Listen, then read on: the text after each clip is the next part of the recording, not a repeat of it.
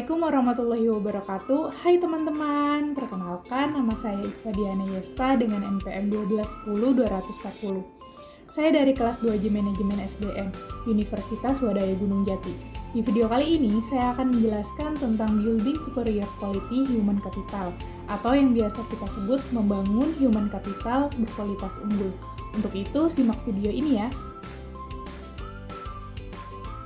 Building Superior Quality Human Capital atau membangun human capital berkualitas unggul.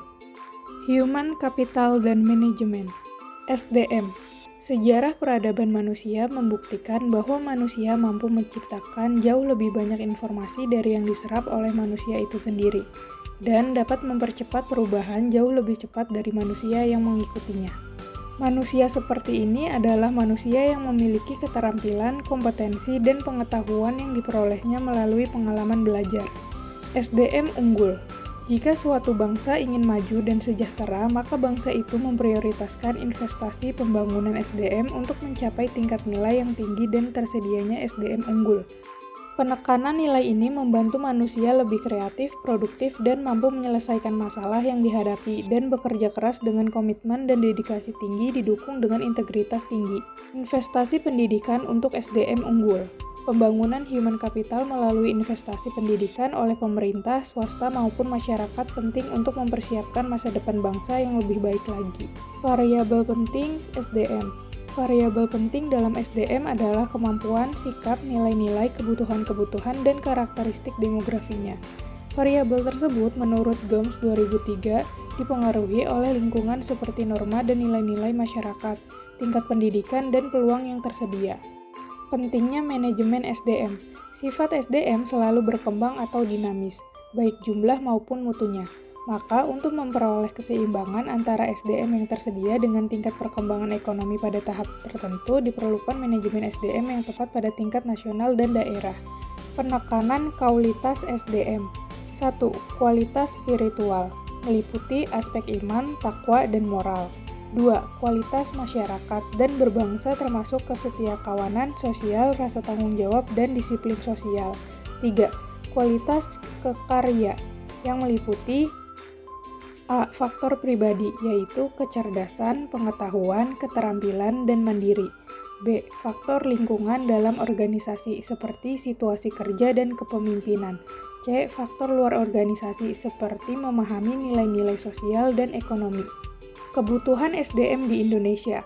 Dari pandangan di atas, ditegaskan SDM yang diperlukan Indonesia adalah orang yang cakap, dapat dipercaya, memiliki motivasi tinggi, memiliki kemampuan dan kecakapan, menciptakan iklim hubungan yang produktif, dan mengembangkan iklim kerjasama tim yang solid. Human Capital dan Manajemen SDM.